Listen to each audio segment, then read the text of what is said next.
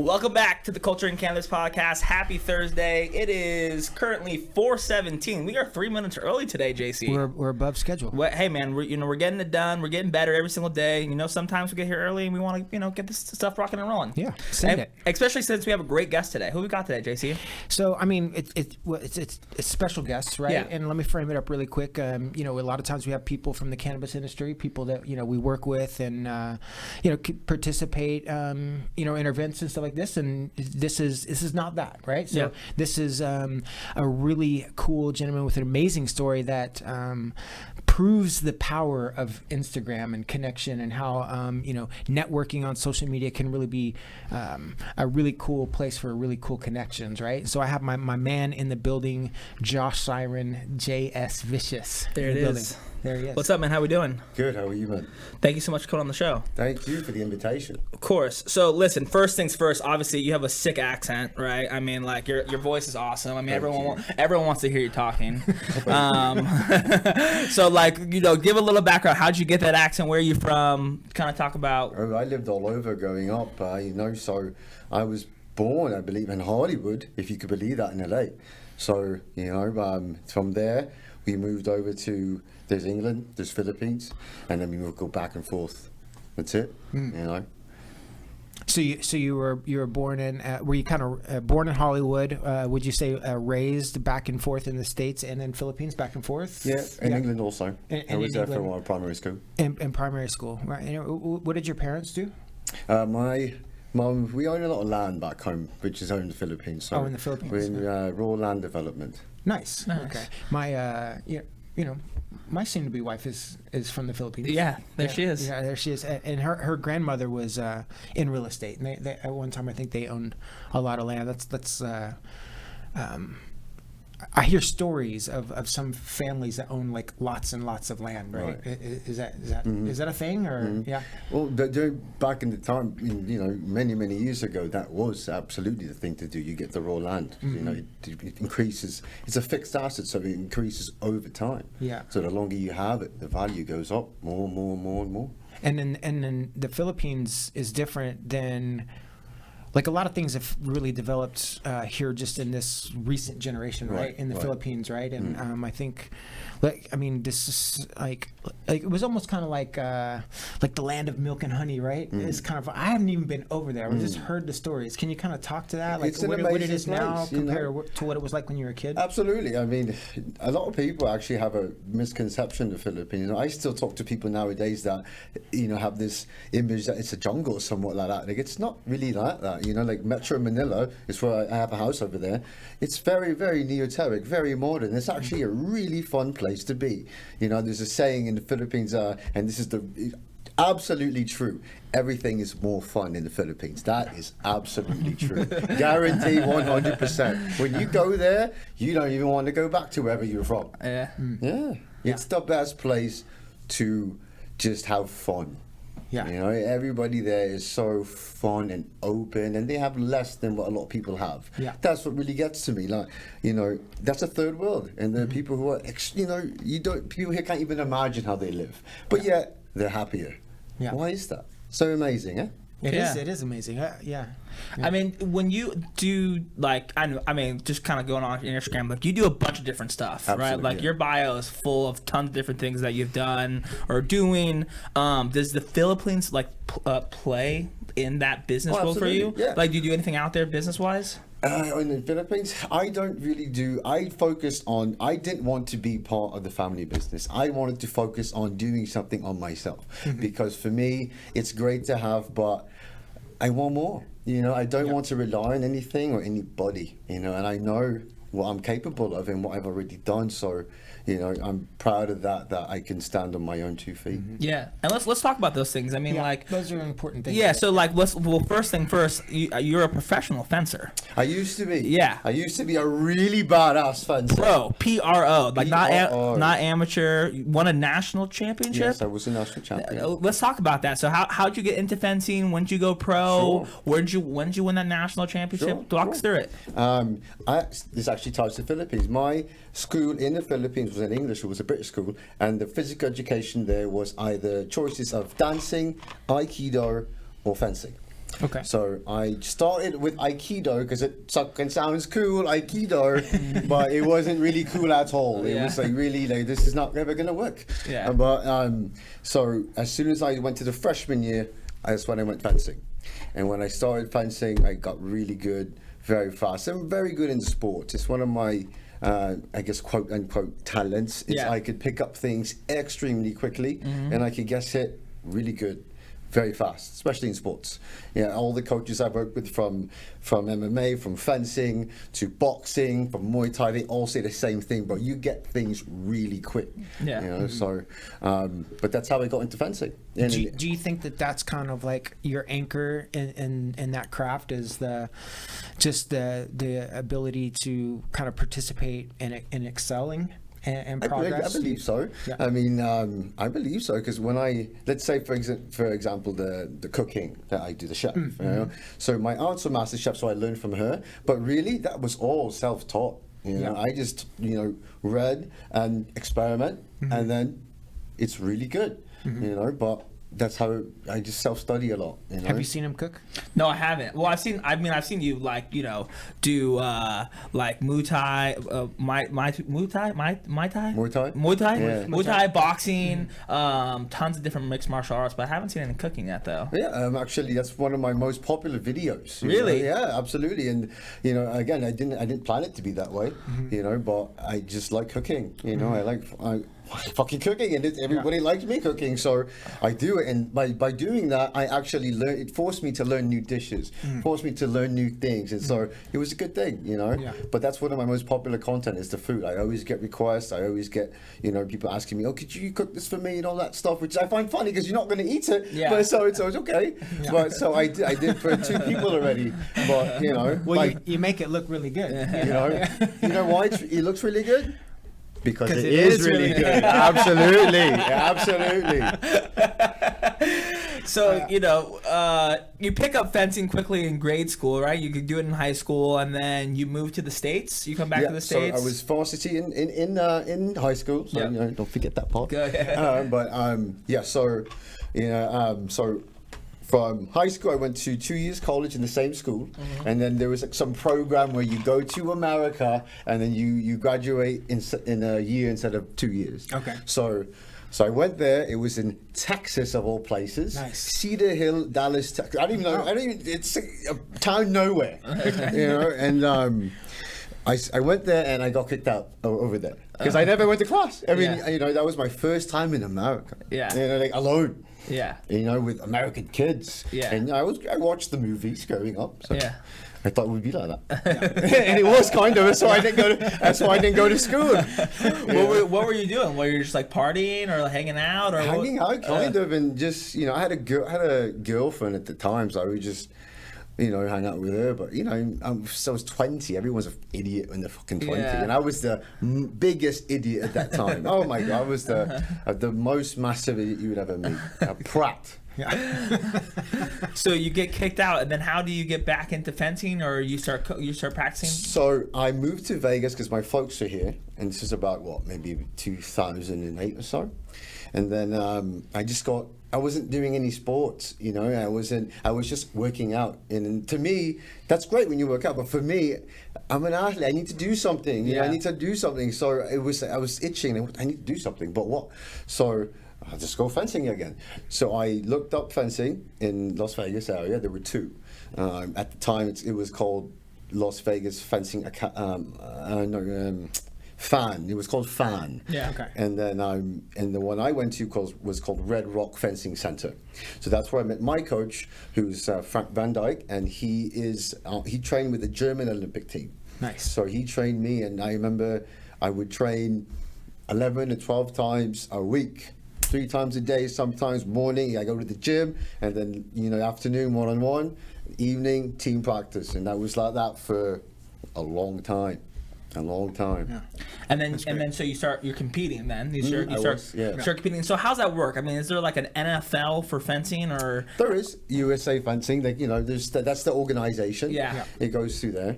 And so how does one get into that? Is that like kind of a pay to play thing, or like you have to be at a certain level, or how's that work? Depends what. I mean, there are different levels, like Division 3, 2. I was 1, so Division 1 competes with Division 1, and there are also tournaments where some Division 2 can go to, they can, and there's also some tournaments where it's just a massive tournament that, free for all. Yeah, exactly. Just to gain experience.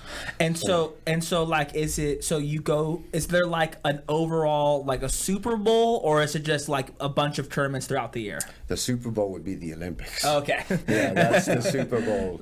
So that's what, if you're in high school, if you're a fencer, your goal is to get into a college that's has like Notre Dame or something like that. Yeah. And then you go to the Olympics. That is that's the road. That's it. That's the road. Nothing else at the time. And so you're at the time you won a national championship. So how was that? Like, how'd that feel? I mean, what was the work up to that? Was it nuts or? It was a lot of work. Let me jump in here really quick. So, like, going back to kind of like carving out fulfillment for yourself, right? In your own life, were you starting to kind of experience that through fencing? Yeah, I was getting your own successes when you're absolutely. I was starting to put my, I had something to put all my energy in that I felt good about, and that felt home to me. Oh, okay, this is familiar, and I felt good. I met my coach, who changed my life significantly, and with my mindset and everything. I met my teammates, so absolutely. So, who did you have to become to win a Division I national championship in fencing? I was a different person back then. Honestly, I can't even really, say that you'd have to be, because at the time I was just a dead-on athlete. There was nothing else in my head. You just train and you fence and you just try to beat everybody and you learn. That's it. Nothing. I didn't think about anything else. Yeah. That's all. That was the bad side of it. Because if I just stuck to that, and if it didn't work like it didn't work, I would have been stuck. Like I said, I've no experience anything else. I've just been training all day. Yeah. So that's how you need to, you can't just like stick to one thing. Sure. And then that's it. Because there's so much things to learn out there. Yeah. If you just stick to one thing, that's all you're gonna know. Right. You're good for one thing. What, you one-trick pony? And that and correct me here if I'm wrong, but it looks like, or it kind of sounds like maybe you kind of hit a wall of fulfillment with the fencing, but you were able to kind of use Instagram as a creative platform to kind of create all these other sources of fulfillment for you, right? You want to talk about that and your relationship with Instagram and stuff? The Instagram thing, to me, honestly, this is what the main thing I always saw is that there are so many Instagram stars that are fucking useless. You don't do anything useful for anybody, but you don't even do anything useful for yourself. You're just something that, you're a gear. You're just going to be replaced by the same thing. But there's no value in anything. No one is providing value to anybody, whether in terms of wisdom or in terms of, what everyone's missing now is like a good mental health, especially the 20-year-olds nowadays. It's fucking dumb. Yeah. Guys don't know anything, but yet they think they know so much. They're young, because, it's not it's their fault, a little bit, but it's also the people they look up to, because they're showing them that this is what you do to be where I am, and that's not okay. You don't have to be a stupid person to, you have to just provide value, and express creativity. This is what I did. I just expressed myself fully, and I wanted my message to be reached, which is that you can live a better life, and this is not. This shit's not impossible. It's really not. And let's talk about that, right? And I believe that too. I believe things absolutely. are possible, and I just believe in it the most, right? And especially if it's been put on your heart. But fuck, I forgot my train of thought. I didn't get enough new topics in there. Not enough nudes, man. Ah, man. Well, I don't know what else. Okay, so back to my question. When did you? What year did you win the national championship? Because I'm super interested in this whole fencing shit. I was in, I think 13. Okay, and where was that at? Was that like in like? It was in Reno, actually. Shouts out to It Reno. was in Reno, actually. Shit, where was it at in Reno? Do you remember? I do not remember. This was many years ago, and I smoked a lot of weed, so I can't even remember fucking shit from like 2 minutes ago. Yeah. You won't remember from years ago. I remember my question. My God. That's a really deep, I have to dig really deep in there. Shit. Okay, what was your question? I just definitely wanted to figure out where that's from. I'm so sick. That's so sick that you won it in Reno. Yeah, too. yeah, and I mean, I think this goes back to the fencing. I'm sure is like an elevated sport, right? And it's all about elevating, and that's kind of your message, right? That the elevating, it is possible, right? And you've kind of created these messages, right? And your swipe ups and your blogs and stuff like that. Let's talk about that elevated life, and why do you want to kind of let people know that it is possible? Because I know exactly where they are. Because I've been there. I've lived it. So I know and I recognize where people exactly are and what's holding them back. You know what's holding them back? It's so fucking obvious. Themselves. Yes. Because they don't have the confidence. They don't really also have the direction. And they don't have the belief in themselves that they could do it. And they just feel that, I'm just good for this shitty thing that I'm doing. And what I don't understand is you already know that you're in a shitty situation, that you don't like it. And you're not changing it when you absolutely have the power to change it. Yeah. You just, and then I posted recently about this, all these excuses, man. Unbelievable. If you listen to someone talk and they explain all these things, if you listen to someone talk, just let them speak. You can realize how gifted they are or how incredibly dumb they are. So, it's really so many excuses, man. And I've heard them all. Yeah. Oh, it's on my shoes. What? It's just so, it's just crazy. And they get more and more crazy. Yeah, no, it feels like when you talk to people like, oh, you could do this too. Like when people ask me, because I'm only 24, and people ask me like, how'd you start your own business, stuff like that. It's like you just gotta fucking do it. Absolutely, that's it. There's like nothing ands, if or buts about it, right? And they're like, oh well, my parents don't know how they feel about that, and my dog's brother's uncle's sister's cousin told me it wasn't a good idea. It's like, you're just a chicken shit. That's what you are. Yeah. You're just not. And then you wonder why you're not where you are. That everybody has all these dreams. I want to be a CEO. I want to be this and that. If you can't even do that, you're gonna be nothing, man. Yeah. Come on. And I think that I think that tone is brought across all your platforms. I mean, just looking through your Instagram the past couple of days, knowing that you're coming on the podcast, you talk about a bunch of different shit too. Absolutely. I mean, lots of quality information that you're giving out, that value point. Yes. Do you think that translates into your companies as well, such as like I don't want to mess with the name. It's Fabulous Fit or Fit Fabulous? Fashion Be Fit. Fashion Be Fit. Sorry. Yeah. So with that company, like, do you translate those types of values into a company like that, or how does that work? I don't. It's just, I don't know. It just worked. It just worked. Like, for me, all I wanted to do was let my message out, and I've already got what I wanted. Like, I've already changed so many people's lives already, and they're thanking me. And that's it. I'm good with that. Knowing that I've helped people, and they're happier, and I was able to motivate them and change their lives, and I get it almost every single day. Yeah, and I love that. That's all I need.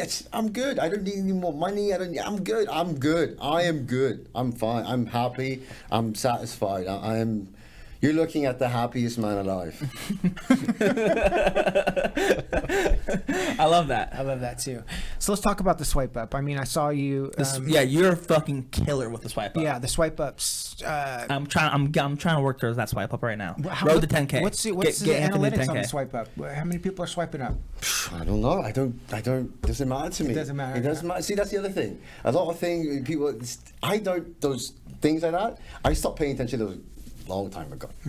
I just put my message out there, or you just put whatever it is out there, and if it's good, you get a response. If you don't get a response, you're doing something wrong. I get responses, so I'm not doing anything wrong. And how am I not doing anything wrong? By just fucking just being myself and not overthinking shit. And when overthink stuff like that, all these numbers, they don't mean anything. Like likes don't mean shit. It's how many people see your stuff. Because how many of us, and I know everyone here is guilty, how many of us look, but no, although I'm not going to like it though, because I don't want them to know that, That's all of us do. I don't know why, but, they see it. And, it's the craziest thing that, I know who sees I'm able to know who's seen my messages on, because I know by the stuff you're also producing. Yeah. So you can't hide. I know, but that's the thing with social media. It's crazy. It has its own shadow rules and rules. It's just a social media. My God. It's just the internet. It's just the internet. Oh my God. Our producer Rick says that all the time. Just the internet. Don't worry about it. Yeah. I mean, where trolls rule the world. I'm an expert boxer and I have a private profile. All these people talk shit all day. So if you could get any of these fake entrepreneurs in the ring, which one would it be? Oh my God, there's too many. That'd be a handicap match. That'd be fucking way too much. It'd be like a Royal Rumble. Are you? I mean, obviously you're training every day. You're working out every day. Are you working towards something right now? Is something on the horizon for you athletically? No, I just stay healthy. Because for me, that's why I don't understand. Also, why would you not want to be healthy? For me, I don't believe that I would be producing this content, all that stuff, if I wasn't 100% healthy in my body and in my mind. In your physical body, that's what fucking takes you around every day. If you feel like shit, I mean, everything you do is going to reflect from that, So I make sure that I take care of myself. I'm happy, and shit, apparently, it's working. So, it's very important. Health is important. Yeah, no, it's the most important thing that everybody has. Absolutely. Do you think you ever will get back into athletics? Do you think that will ever be like an idea? I mean, potentially going into mixed martial arts or... I'm training now because I need to learn more jiu-jitsu and stuff like that, because I don't know shit about that, and that's bad. If you don't know jiu-jitsu at this time and you're into MMA and stuff, you're like light years behind. So I just got with my coach now, which is it just worked out perfectly, because I was like, because coaching is very, very important to me. I don't just want great coaching, I want someone that I could gel with, because he sees more things, he sees the X factors, and it's just there's chemistry. Chemistry is, I wrote this in my Instagram, chemistry is something you cannot duplicate. It's either you have it or you don't. It goes with friendships, relationships, whatever. So I look for that chemistry, and I found it in this coach recently, who's also a high-level coach, and we're from the Philippines also. So it's it's just perfect. So I just started that, and I don't want to fight. I don't want to fight. I don't need to fight. I don't want to. I mean, come on. Come on. I don't want to. No, I'm good. Yeah, no, that makes sense. Well, as far as your business stuff, what do you have upcoming? What things are you working on? Anything you want to share as far as that as your business stuff goes? Well, as what's been picking up the most is those cooking videos. Nice. So I've been producing more and more of those. I actually have so many requests for pasta dishes. I wonder why this is up in public with my 4th or 5th pasta dish. It's always pasta, but I'm focusing on that because again, this is how powerful Instagram is. It's a giant TV that everybody sees. Everybody sees, and then nowadays I'm sure you see this too, JC. The sponsored content. There's so many now. Before there wasn't any. I was probably one of the only ones in Vegas. But now, why is there so many? Because they saw how I did it, but they don't know how to do it properly. They don't know. I know all the ins and all the things, because I've been doing this for so long when nobody was doing it. So I know everything. That's why they're following what I'm doing, and now there's everyone's cooking now, or doing filming the food and sponsoring that. Okay.